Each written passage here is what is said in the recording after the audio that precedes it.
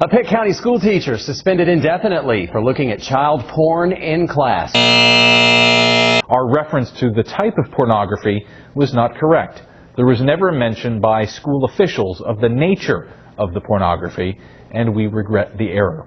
They say he's the same man arrested for soliciting sex with whom he thought was a mother and her 13-year-old daughter.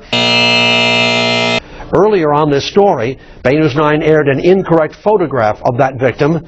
We regret that error. Two London, Ontario high school friends who turned towards terror in that Algerian desert. To tell you about a photo that ran in error at the beginning of this program. We intended to show a picture of Ali Medledge, one of the young Canadian militants who died in that attack on an Algerian gas plant.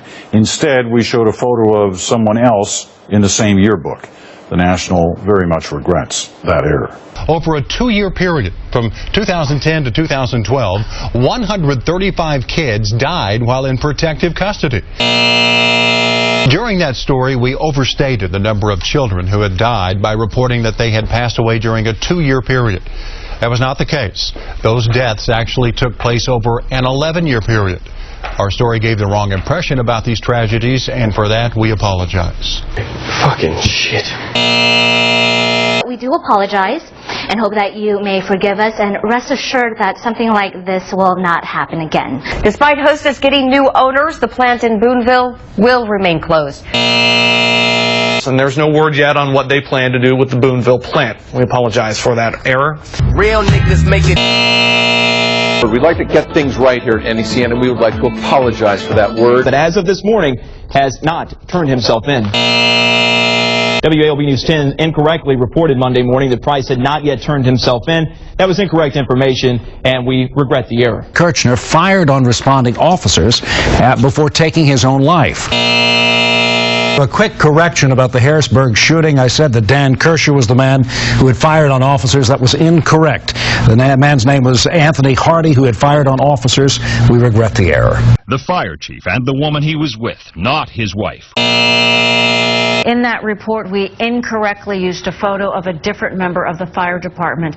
This is actually the picture of Stephen Torborg. The Bath Police Department has arrested a man they say held a knife point at the National Hotel in December.